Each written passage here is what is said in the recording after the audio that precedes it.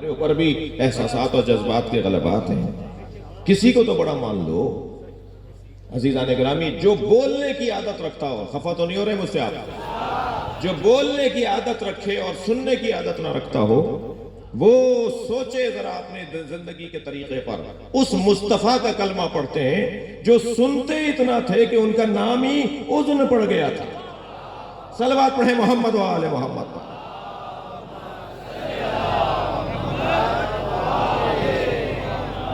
سرکار سننے کی عادت رکھتے تھے. سیرت مصطفیٰ کا ایک حسین باب ہے. جو آتا تھا اس کی سنتے تھے، جو بولتا تھا اس کی سنتے تھے. اتنا زیادہ لوگوں کی سرکار سنتے تھے کہ بعض اصحاب نے یہ کہنا شروع کر دیا تھا کہ نبی مکرم تو اپنوں کی بھی، غیر کی بھی، دشمن کی بھی، محب کی بھی، منافق کی بھی، مومن کی سنتے ہیں. سرکار نے فرمایا مجھے اللہ نے رحمت للعالمین بنا کر بھیجا ہے. میرا دروازہ، میرا باب، میرا گھر، میری سماعت، میں سب کے لیے ہوں. اور آپ ذرا اس کو آزما کر دیکھیں. میں کچھ فارمولے آج کل بچوں کو دے رہا ہوں. یہ آج ایک فارمولہ بڑوں کو دے دیا. بچوں کو ایک فارمولہ پچھلے دنوں میں نے دیا تھا کہ اگر آپ کے پاس کوئی رقم آئے، حرام رقم کی بات نہیں کر رہا، جو حلال رقم آپ کی اپنی رقم آئے اور آپ کو مل جائے، اسے اگنور کر کے دکھاؤ، اسے نظر انداز کر کے دکھاؤ. تو نہیں چاہیے. اسے ذرا ہاتھ اٹھاؤ، پیسے سے ہاتھ اٹھاؤ. دوسری دفعہ ہاتھ اٹھاؤ، تیسری دفعہ ہاتھ اٹھاؤ. یہ جو پیسے سے ہاتھ اٹھانے کی مشق کرو گے نا، پھر دیکھنا اس میں مزہ کتنا ہے. پھر اتنا پیسہ برسے گا اور وہ پیسہ آتا رہے گا، مگر پیسے سے تمہیں محبت نہیں ہوگی. ذرا پیسے سے محبت اٹھا کر دیکھو. یہ بچوں سے اور جوانوں سے نصیحت ہے. اور بزرگوں سے اور شخصیات سے میری گزارش یہ ہے کہ سننے کی ذرا عادت بڑھائیں. صلوات پڑھیں ذرا محمد و آل محمد.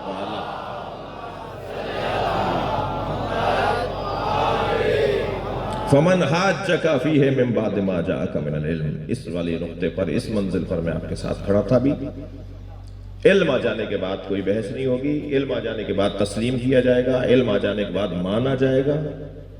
ضد نہیں کی جائے گی، بحث نہیں کی جائے گی. اس وقت ایک وزیر ہیں، وہ مجھ سے فون کر کے کہنے لگے کہ جی تقلید کے بارے میں آپ کا کیا نظریہ ہے؟ میں نے کہا میرا جو نظریہ مان لو گے؟ کہنے لگے آپ کا جو نظریہ ہوگا مان لوں گا.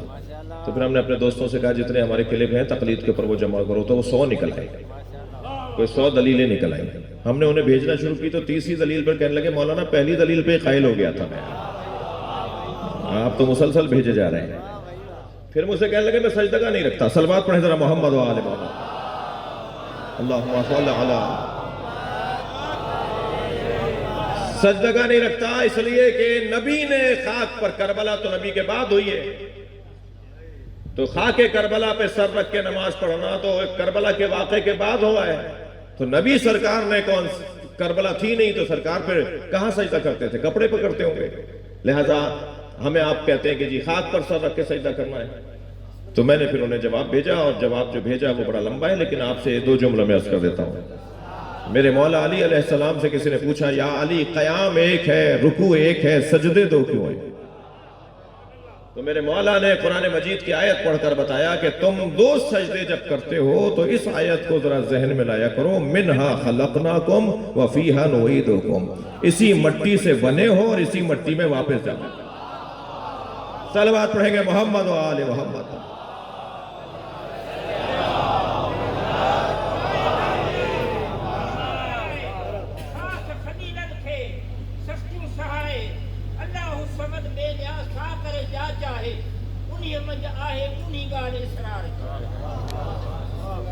پہلا سجدہ خاک پر ہوگا تو یاد آئے گا نا کہ اس مٹی سے بنے.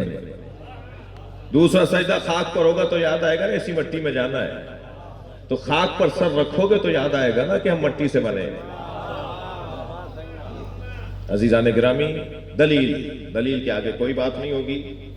میں آپ اپنے بچوں سے، اپنے شیعہ بچوں سے کہوں گا کہ اپنے سنی بھائیوں سے، اور سنی بچوں سے کہوں گا اپنے شیعہ بھائیوں سے یہی رشتہ رکھو کہ اگر کوئی بات سنی کی اچھی ہے تو شیعہ لے لے، اور شیعہ کی اچھی ہے تو سنی لے لے. توجہ ہے؟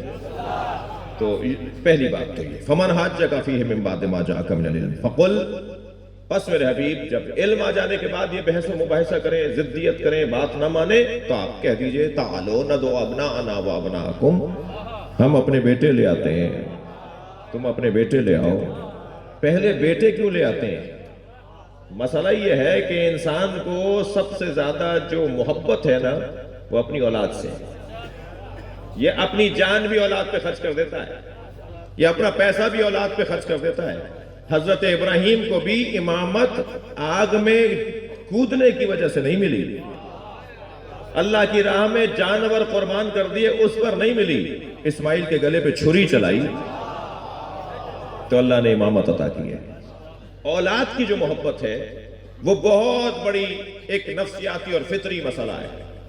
انسان سب کچھ قربان کر دیتا ہے مگر اپنی اولاد کو بچاتا ہے۔ زمین بیچ دو، گاڑیاں بیچ دو، میرا بچہ کسی طرح اس بیماری سے بچ جائے۔ اولاد کو بچانا، اولاد میں پھر بیٹی اور بیٹے میں بھی فرق ہے۔ انسان معاشرتی طور پہ، نفسیاتی طور پر بیٹوں سے زیادہ اپنے لیے شان اور بان سمجھتا ہے۔ اس بحث میں جانے سے گریز کروں گا کیونکہ میرے لیے تاخیر ہو جائے گی۔ اتنا عرض کروں گا کہ بیٹا انسان کی آبرو کا ایک ذریعہ ہے۔ جو بیٹا نظریے پہ قربان کر رہا ہو یہ خود اس کے صادق اور امین ہونے کی دلیل ہے۔ سرکار اپنے بچوں کو قربان کرنے لا رہے ہیں۔ ہم اپنے بیٹے لاتے ہیں، تم اپنے بیٹے لاؤ۔ ہم اپنی بیٹیاں لاتے ہیں، تم اپنی بیٹیاں لاؤ۔ ہم اپنے جیسے لاتے ہیں، تم اپنے جیسے لاؤ۔ مولا علی کو اپنے جیسے کے طور پر لکھتے ہیں۔ ہم اپنے جیسے لاتے ہیں، تم اپنے انفسنا وانفسکم، ہم اپنے جیسے لاتے ہیں، تم اپنے جیسے لاؤ۔ ثم نبتہل، اور اس کے بعد ہم مباہلہ کریں گے۔ فَنَجْعَلْ لَعْنَتَ اللَّهِ عَلَى الْكَاذِبِينَ، اور جھوٹوں پر اللہ کی لعنت کریں گے۔ یہ آیت کا ترجمہ اور مختصر سی تفسیری کچھ پہلو تھے۔ بحث اور گفتگو کا عنوان یہ ہے کہ یہ پنجتن کی انجمن جنہیں اللہ نے سجا کر بھیجا اور حفاظت سے رکھا، اور یہ قبروں کی طرف ضرور گئے ہیں مگر ہمارے دلوں پر حاکم ہیں۔ یہ ہمارے درمیان موجود ہیں، ان کا ذکر ایسا ہے کہ جیسا دنیا کی کسی غذا میں لطف نہیں۔ میں جملہ کہوں کہ دنیا کے کسی لذیذ کھانے میں ذکر نہیں ہوگا جتنا حسین کے نام میں ذکر ہے، لذت پائی جاتی ہے۔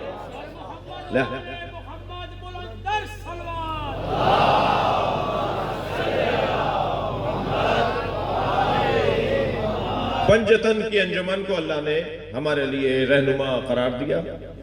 ان پنجتن کی انجمن میں سب سے پہلا نام سرکار دو جہاں کا، ان کی عظمت کے باب میں کسی کو کوئی تردد نہیں ہے۔ پنجتن کی انجمن میں دوسرا نام مولا علی کا، ان کی فضیلت اور افضلیت میں کسی کو کوئی بحث نہیں ہے۔ بات آگے بڑھتی ہے، سیدہ کا مقام کسی سے ڈھکا چھپا نہیں ہے، حسنین کی عظمت کسی پر مخفی نہیں ہے۔ میں یہاں امام حسن کی سیرت طیبہ سے ایک پہلو کی طرف توجہ چاہنے کے لیے ایک مقدمہ لوں گا۔ علامہ اقبال نے علامہ حائری سے ملاقاتوں کے بعد، لاہور میں ایک ہمارے بزرگ عالم دین تھے، تفسیر العوام والتنزیل جنہوں نے لکھی، بڑی مفصل اور مطول تفسیر ہے، ان سے ملاقاتیں رہتی تھی موچی دروازے میں ان کی، علامہ کی۔ اور اس کے بعد علامہ کے اشعار کے اندر اہل بیت سے متعلق بہت کچھ کہا گیا، اور یہاں تک بھی کہہ دیا کہ ہے ان کی طبیعت میں تشیع بھی ذرا سا، تفضیل علی ہم نے سنی ان کی زبانی۔ اقبال مولا علی کی فضیلت کے قائل تھے، افضلیت کے قائل تھے، اور کہنے لگے اگر یہی ہے تو پھر یہی تشیع ہے۔ شیعت کی الف بے ہی ہے کہ مولا علی کو افضل مانا جائے بعد از نبی۔ پھر اس کے بعد انہوں نے سیدہ کی شان میں قصیدہ کہا، اور سیدہ کی شان میں جو قصیدہ کہا ہے اس سے میں کچھ استفادہ چاہوں گا۔ فرماتے ہیں مریم از یک نسبت عیسیٰ عزیز، مریم ایک نسبت عیسیٰ کی وجہ سے صاحب عزت ہیں، اسہ نسبت حضرت زہرا عزیز، اور تین نسبتوں کی وجہ سے سیدہ فاطمہ صاحب عزت ہیں۔ پہلی نسبت کیا ہے؟ نور چشم رحمت للعالمین۔ پہلی نسبت یہ ہے کہ یہ اس کی بیٹی ہے جو عالمین کے لیے رحمت ہے، بلکہ میں اپنے الفاظ میں کہوں کہ یہ رحمت للعالمین پر اللہ کی رحمت ہے۔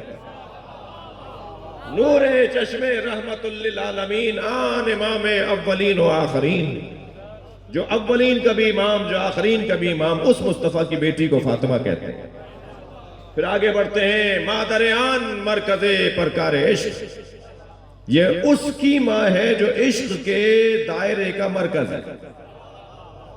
اب یہاں مجھے استفادہ کرنا ہے، علامہ نے آن کہا ہے، مادر آن یہ اس کی ماں ہے، نام نہیں لیا، اشارہ کس کی طرف ہے؟ جس کی ماں ہے وہ سب عشق کے دائرے کا مرکز ہے۔ اب وہ حسن مولا ہو، وہ حسین مولا ہو، وہ جناب زینب ہو، بی بی ام کلثوم ہو، جس کی بھی سیدہ ماں ہے، مادر آن اشارہ کر رہے ہیں علامہ اقبال، یہ اس کی ماں ہے جو عشق کے دائرے کا مرکز ہے۔ مادر آن کاروان سالار عشق، یہ سیدہ ان کی ماں ہے، اس کی ماں ہے جو عشق کے کاروان کا سالار ہے۔ اب یہاں دونوں مصروں میں آن کہہ کر اشارہ کیا ہے، نام نہیں لیا۔ میرے بعض شارحین نے، دیوان اقبال اور اقبالیات کی شرح کرنے والوں نے، بعض نے امام حسین لکھ دیا، غلط وہ بھی نہیں، مگر محدود نہیں کر سکتے آپ، ہم علامہ اقبال کے آن کے اشارے کو امام حسین نے۔ شارحین اقبالیات نے آن کا اشارہ لکھا کہ یہاں مراد ہے کہ یہ حسین کی ماں ہے جو عشق کے دائرے کا مرکز ہے۔ نہیں، جب آن کہا ہے تو پھر آپ چاہیے ڈھونڈیے، اسی کلام میں علامہ اقبال نے، اسی کلام میں، دوسرے کلاموں میں اپنے ہی اس کلام کی تشریح کی ہے۔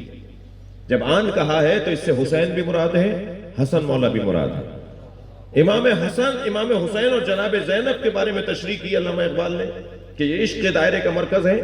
تشریح کرتے ہیں، حدیث عشق دو بابست کربلا و دمشق، عشق کی دو ہی داستانیں ہیں، ایک کربلا ہے ایک دمشق ہے، یکے حسین رقم کرد دیگرے زینب۔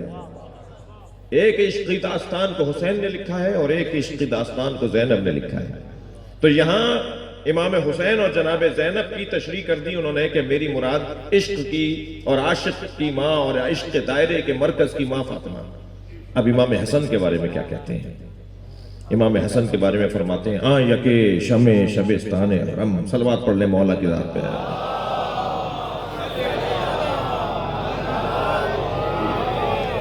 آن یکے شمع شبستان حرم، ایک تو حسین، ایک زینب اور ایک اور بھی ہے، وہ کہ جو حرم الہی کی شمع ہے جس کی وجہ سے بیت اللہ روشن ہے۔ آج خانہ کعبہ کی اگر رونق باقی ہے تو علامہ اقبال کے مطابق حسن مجتبیٰ کی وجہ سے۔ اگر مطاف میں طواف ہو رہا ہے، اگر صفا و مروہ میں سعی ہو رہی ہے، اگر زمزم کے پینے والے جمع ہیں تو وہ حسن مولا کی وجہ سے۔ یہ علامہ اقبال نے ایک مصرے کے اندر کہہ دیا، ہاں یکے شمع شبستان حرم، حرم الہی اگر روشن ہے تو وہ ہے کہ جس کی شمع خود حسن ہے۔ ہاں یکے شمع شبستان حرم، حافظ جمعیت خیر الامم، جس نے خیر الامم کی جمعیت کو محفوظ کیا، جس نے مصطفیٰ کی امت کو مرنے سے بچایا، جس نے سرکار کی امت کو کٹنے سے بچایا۔ امام حسن نے کیا کیا ہے؟ صلح ہے۔ امام حسن صلح ہے، نہ بیعت ہے نہ اطاعت ہے۔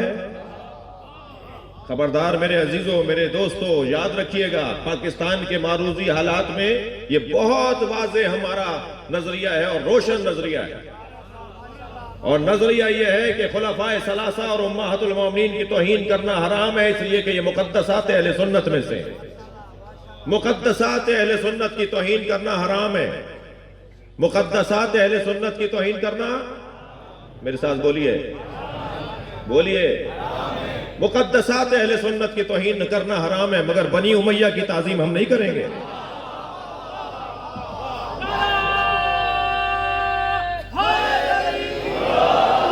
عجیب بات ہے، ابھی تقریر ہو رہی ہے، کہا جا رہا ہے کہ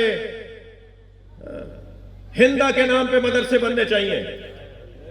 ابھی ہوئی ہے تقریریں اسی ملک کے اندر، جی جس نے حضرت حمزہ کا جگر چبایا تھا، کہا اس کے نام پہ مدرسے بننے چاہیے۔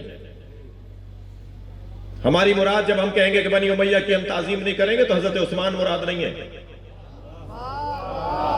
جب پہلے کہہ دیا کہ خلفائے ثلاثہ کی توہین کرنا ہمارے نزدیک جائز نہیں ہے، تو جب ہم کہہ رہے ہیں کہ بنی امیہ کی ہم تعظیم نہیں کریں گے تو ہمارے نزدیک واضح ہے کہ کون ہے بنی امیہ کا سربراہ، ہم ان کی تعظیم نہیں کریں گے، یہی تشیع کی الف بے ہے۔ مار دو ہمیں، کاٹ دو گلے ہمارے، گھر جلا دو، بچے مار دو ہمارے، یہی تشیع ہے۔ یہی تو ہم اپنی نسلوں کو بتانا چاہتے ہیں کہ اہل بیت کے ساتھ ہوا کیا ہے۔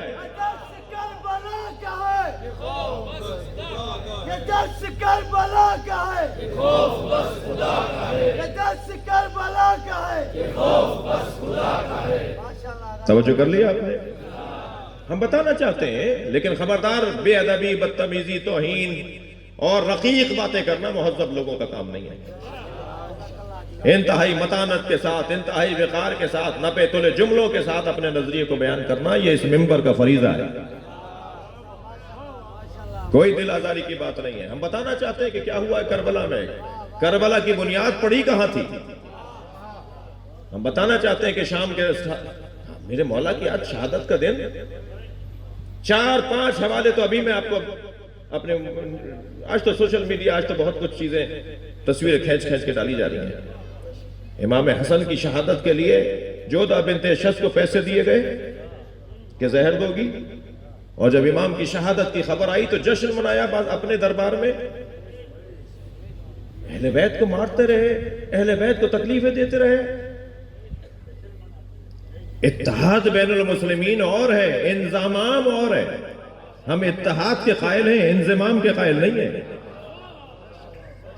آپ اپنی جگہ اپنے نظریات کو ہمیں بتائیں، ہمیں اچھے لگیں گے ہم لے لیں گے، ہمارے اچھے نظریات آپ لے لیں، اتحاد کا یہ مطلب ہے۔ لیکن جو اہل بیت کے ساتھ ظلم ہوا، جو زیادتیاں ہوئیں، اسے بچوں کو بتانا ہے کہ مسئلہ کیا تھا۔ میرے مولا علی اپنے سینے پہ ہاتھ رکھ کے فرماتے ہیں مسئلہ یہ تھا، ام یحسدون الناس علی ما آتاہم اللہ من فضلہ فقد آتینا علی ابراہیم الکتاب والحکمہ وآتیناہم ملکا عظیما۔ مسئلہ ہمارے ساتھ یہ تھا کہ کچھ لوگ ہیں جو ان لوگوں سے حسد کرتے ہیں جنہیں اللہ نے اپنے فضل سے عطا کیا۔ اللہ نے ہمیں کتاب و حکمت اور ملک عظیم یعنی امامت عطا کی ہے، یہ لوگوں کو برداشت نہیں ہے۔ جی تکلیف دینا۔ ابن عباس نے کہا کہ اب تو علی شہید ہو گئے، چھوڑ دو ان کے بچوں کا پیچھا، کہاں تک بچوں کے ان کے سادات کو قتل کرو گے، کہاں تک سادات کے ساتھ زیادتیاں کرو گے، چھوڑ دو ان کا پیچھا۔ شام کے حاکم سے کہا تو سنیں کہ کیا کہا، کہنے لگا ایک بنی ہاشم کا نام اذانوں میں لیا جاتا ہے، جب تک وہ نام نہیں ہٹوا دوں گا چین سے نہیں بیٹھوں گا۔ عجیب بات ہے، اس ملک میں تو بہت مدت سے تلاش میں تھا کہ پتہ تو چلے کہ یزید کا چاہنے والا کون ہے۔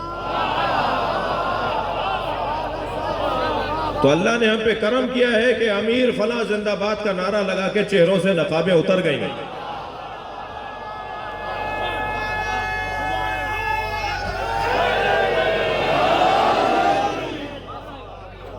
الحمدللہ ہم ہو رہا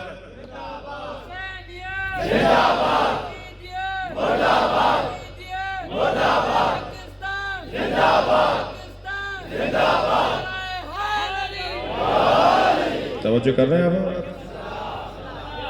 یہ جب نعرہ لگایا جائے گا کہ سیاست فلاں زندہ باد، تو یہ منطوق ہے، اس کا مفہوم کیا ہے مولانا؟ اس کا سیدھا مفہوم یہ ہے کہ سیاست علی کے خلاف بول رہے ہیں۔ خبردار پاکستان کا سنی شیعہ، اور خاص طور پر میں جام شوروں میں مجلس پڑھ رہا ہوں، خاص طور پر سندھ کا غیور سنی شیعہ مولائی، بلکہ سنی شیعہ ہندو مولائی، وہ یہ روشن نظریہ رکھتا ہے، خبردار اگر اس ملک کے اندر کسی نے یزید کی حمایت میں نعرہ لگایا تو یہ پاکستان ہے، نجس لوگوں کی جگہ نہیں ہے۔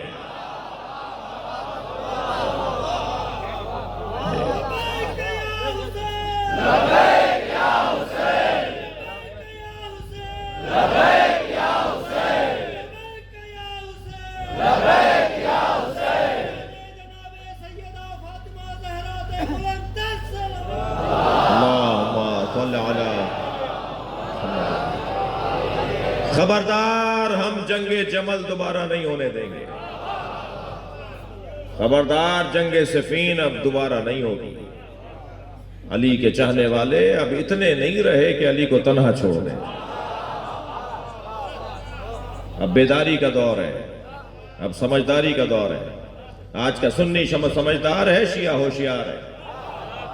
معاملہ فہمی اور سنجیدگی میں اضافہ ہو چکا ہے، اور خاص طور پر چہلم کے بعد تو ہم نے ایسا موڑ لیا ہے،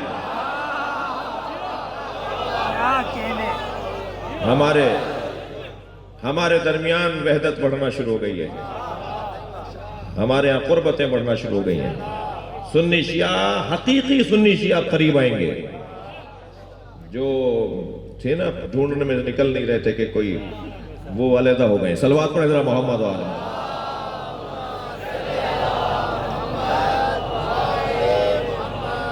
توجہ کر رہے ہیں آپ؟ یکے شمع شبستان حرم، علامہ اقبال کہہ رہے ہیں، وہ ایک جو حرم الہی کی زندگی اور حیات اور رونق ہے، حافظ جمعیت خیر الامم، جس نے تمام تر افضل امتوں میں افضل ترین امت کی محافظت فرمائی۔ اب علامہ دوسرے دو مصروں کے اندر اس بات کی وضاحت کریں گے کہ مولا امام حسن نے بیعت نہیں کی ہے۔ میرے مولا امام حسن نے بیعت نہیں کی ہے۔ کیا کیا امام نے؟ دو مصروں میں ذرا سن لیجئے۔ علامہ اقبال فرماتے ہیں، تا نشینت آتش پیکاروں کی، کسی طرح جنگ کی آگ ٹھنڈی پڑ جائے بس۔ تا نشینت آتش پیکاروں کی، پشت پازت بر سرے تاج و نگین۔ امام حسن نے تاج و تخت کو لات ماری ہے، بیعت نہیں کی ہے۔ صلوات پڑھیں محمد و آل محمد پر۔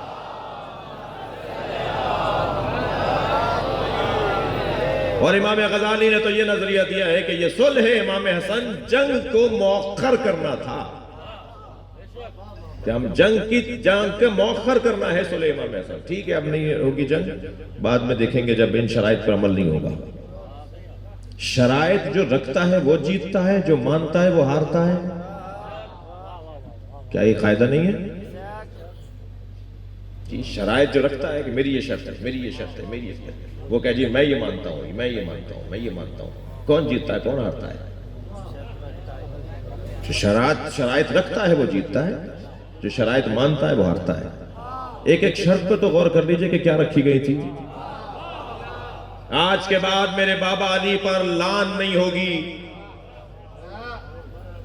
سب و شتم نہیں کیا جائے گا میرے بابا کو، میرے بابا علی کے اوپر لان نہیں کی جائے گی، تبرہ نہیں کیا جائے گا علی پر۔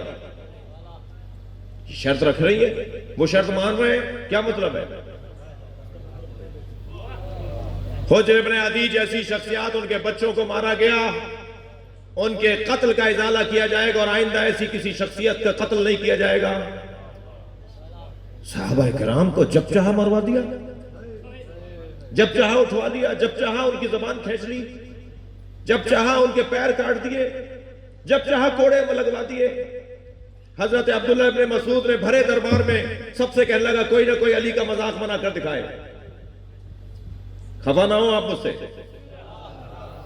صحابہ کرام کو بٹھا کر کہنے لگا علی کا مذاق بنا کر دکھاؤ، تو لوگ مذاق بنانے لگے۔ عبداللہ ابن مسعود کھڑے ہو گئے، ان کا عبداللہ کہاں جا رہے ہیں؟ اجلہ صحابہ میں سے، بڑے معتبر صحابہ میں سے۔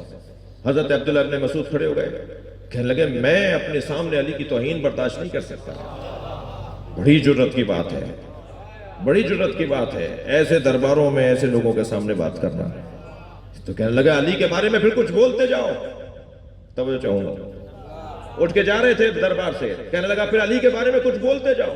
تو حضرت عبداللہ ابن مسعود نے فرمایا اگر عمر نوح کے برابر مجھے عمر دی جائے اور پوری زمین کی حکومت دی جائے، عمر نوح کے برابر پوری زمین کی مجھے حکومت دی جائے، تو میں حکومت دینے کو تیار ہوں علی کی ایک فضیلت کے بدلے میں۔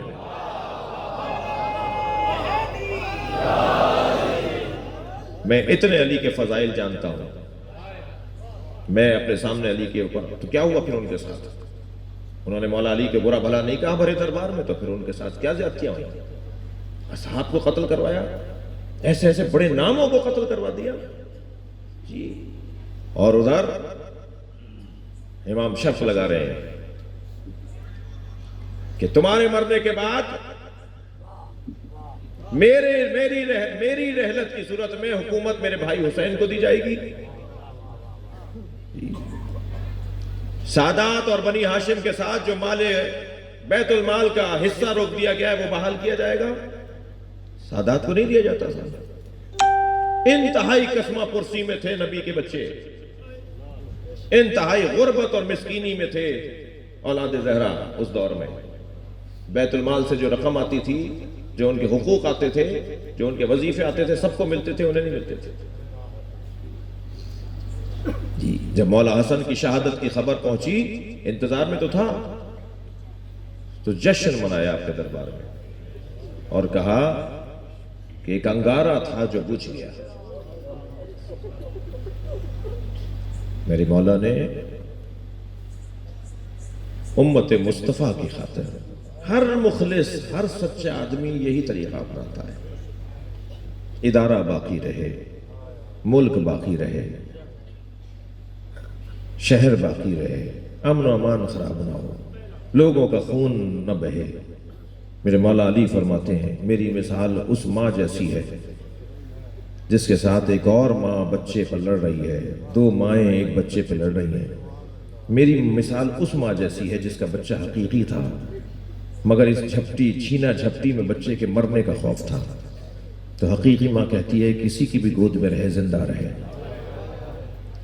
فرماتے ہیں میری مثال ایسی ہے, میں نے سب کچھ چیزیں چھوڑ دیں کہ یہ اسلام باقی رہے, چاہے کسی کی گود میں بھی رہے.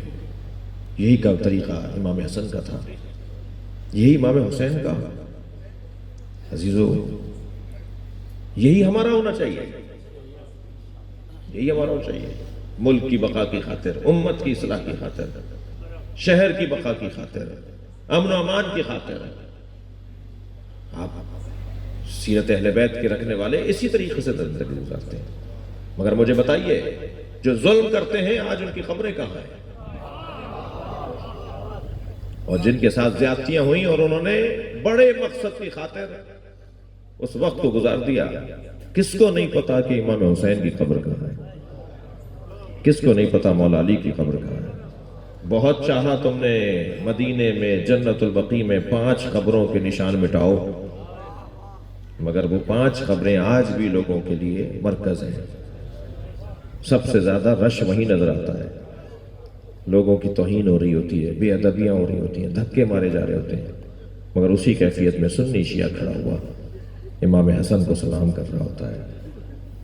عزیزو, مجلس میں بھرپور روشنیاں ہیں. میرے بھائی جتوئی صاحب نے لائٹنگ کا انتظام بہت اچھا کیا ہوا ہے, فرش بہت اچھا ہے, مگر ایک قبر ہے جس میں چراغ نہیں ہے.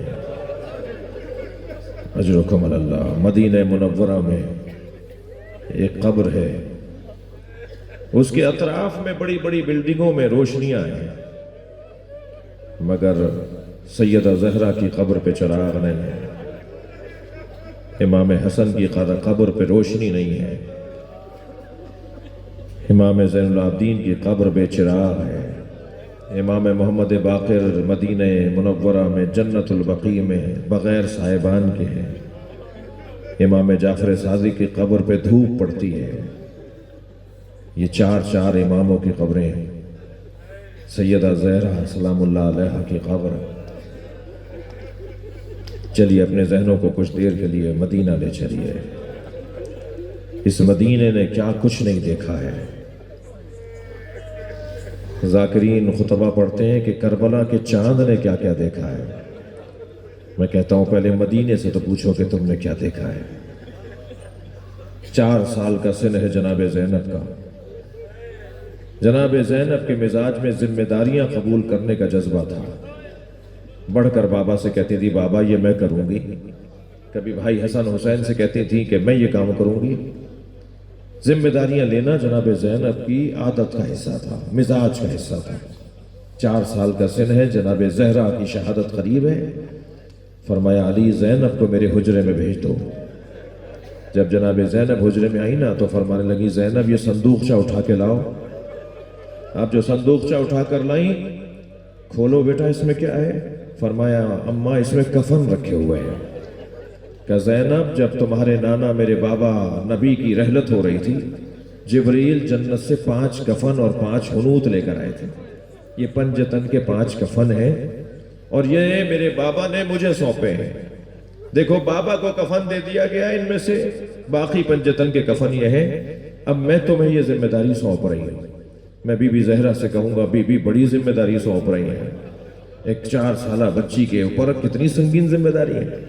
ایک کفن اٹھا کر دکھایا، جناب زہرا نے فرمایا انہی دنوں میں تمہارے بابا علی تمہارے پاس آئیں گے اور کہیں گے زینب اپنی ماں زہرا کا کفن دے دو، تو یہ میرا کفن ہے، تم اپنے بابا کو دے دینا۔ دوسرا کفن دیکھ کر جناب زہرا نے فرمایا کچھ مدت کے بعد تمہارا بھائی حسن گھر میں آئے گا اور تم سے کہے گا بابا علی کا کفن دے دو، تو یہ تمہارے بابا علی کا کفن ہے۔ پھر تیسرا کفن دیکھ کر فرمایا کچھ مدت کے بعد تمہارا بھائی حسین تم سے آ کے کہے گا اے بہن زینب بھائی حسن کا کفن دے دو، تو یہ تمہارے بھائی حسن کا کفن ہے، یہ اپنے بھائی حسین کو دے دینا۔ اب رونے والوں آخری کفن رہ گیا تھا۔ جناب زہرا نے آخری کفن دیکھ کے رونا شروع کیا اور روتے ہوئے فرمانے لگی یہ بھی حسن کا کفن ہے۔ کہا اماں پہلا والا بھی بھائی حسن کا تھا؟ فرمایا ہاں یہ دوسرا بھی بھائی حسن کا ہے۔ اماں بھائی حسین کا کفن؟ فرمایا جنت سے حسین کا کفن نہیں آیا، میرا حسین بغیر کفن کے دفنایا جائے گا۔ اجرکم اللہ۔ آپ کی آوازیں بلند ہیں، مجلس ہو گئی۔ رونے والوں سے سوال کروں گا امام حسن کے 2 کفن کیوں آئے ہیں؟ امام حسن کے 2 کفن اس لیے آئے کہ جب جنازہ تیار کر کے کاندھوں پر دے دیا، ابھی گھر سے میت باہر گئی تھی، امام حسن کی خواہش تھی مجھے نانا کے برابر میں دفنایا جائے، لیکن جیسے ہی نبی کے برابر میں دفنانے کے لیے لے کے چلے تو ایک مرتبہ تیروں کی بارش ہونا شروع ہوئی اور آواز دی گئی ہم نبی کے برابر میں دفن نہیں ہونے دیں گے۔ عزادارو سب سے زیادہ جوش کی کیفیت میں مولا عباس تھے، تلوار نکال کر آگے کھڑے ہو گئے تو پشت پر کسی کا ہاتھ آیا، مڑ کر دیکھا تو امام حسین کھڑے تھے۔ فرمایا عباس تلوار واپس رکھ دو، ہم جنازہ گھر میں واپس لے کے جائیں گے۔ سلام ہو، مجلس میں میری بیویاں بھی بیٹھی ہیں، خواتین بھی بیٹھی ہیں۔ اللہ آپ کے بھائیوں کے جنازوں کو، آپ کے بھائیوں کی زندگیوں کو، آپ کے بھائیوں کی حیات کو سالم رکھے اور ہمارے گھروں کی رونقیں محفوظ رہے۔ سلام ہو جناب زینب کبریٰ پر۔ کیسی کیسی میت ہے کہ بہنیں بھائی کے جنازے سے تیر نکال رہے ہیں۔ اب سمجھ میں آیا اماں نے مجھے دوسرا کفن اس وقت کے لیے دیا تھا، بڑھ کر دوسرا کفن بھی بھائی کو دے دیا۔ آپ نے گریہ کر لیا، مجلس ہو گئی ہے، مگر مجھ سے ایک منزل اور لے لیجئے۔ پنجتن کے 5 جنازوں کا حال تو دیکھیے، جن کی خاطر اللہ نے کائنات بنائی۔ نبی کے جنازے میں 11 آدمی۔ ہمارے علاقے کا کوئی معتبر مر جائے تو شہر بند ہو جاتا ہے، نبی کے جنازے میں 11 آدمی۔ میرے مولا علی نے سرکار کا غسل و کفن کر کے تدفین مکمل کی تو اعتراض ہوا کہ علی نے ہمارا انتظار نہیں کیا، تو مولا نے فرمایا میں اہل بیت میں میرے اوپر ذمہ داری بنتی تھی، میں وارث ہوں، مجھ پہ ذمہ داری بنتی تھی کہ غسل و کفن دے کے دفناؤں۔ اعتراض ہونے لگا، اہل بیت نے ہمیں نبی کے جنازے میں نہیں بلایا۔ اس گھر میں 75 یا 95 دن کے بعد سیدہ کا جنازہ ہوا، جناب زہرا کا جنازہ ہوا۔ سنیں گے جناب زہرا کے جنازے میں 4 آدمی ہیں، اور پھر امت کو اعتراض ہوا علی نے ہمیں جنازے میں نہیں بلایا، تو اس گھر میں تیسرا جنازہ مولا علی کا ہے۔ 2 لوگوں نے جنازہ اٹھایا ہے اہل سنت کے مطابق 2 لوگوں نے جنازہ اٹھایا ہے۔ پھر اعتراض ہوا امت کو کہ اہل بیت ہمیں اپنے جنازے میں نہیں بلاتے۔ 3 جنازوں میں اہل بیت نے نہیں بلایا۔ بار بار اعتراض تھا امت کو کہ اہل بیت کے جنازوں میں ہمیں خبر نہیں کی جاتی، رات کو دفنا دیتے ہیں، تنہائی میں دفنا دیتے ہیں۔ اہل بیت کا پہلا جنازہ تھا امام حسن کا جنازہ۔ امت نے اتنے تیر مارے کہ بہنیں تیر نکالتی رہ گئیں، اور 5ویں جنازے کا حال سنیے، امت نے گھوڑے دوڑا دیے۔ جناب زینب سے حسین کا لاشا پہچانا نہیں گیا۔ یہ ہے 5 جنازوں کی تاریخ۔ اللہ لعنت اللہ علی قوم الظالمین فسیعلم الذین ظلموا ای منقلب ینقلبون۔ یا حسین یا حسین۔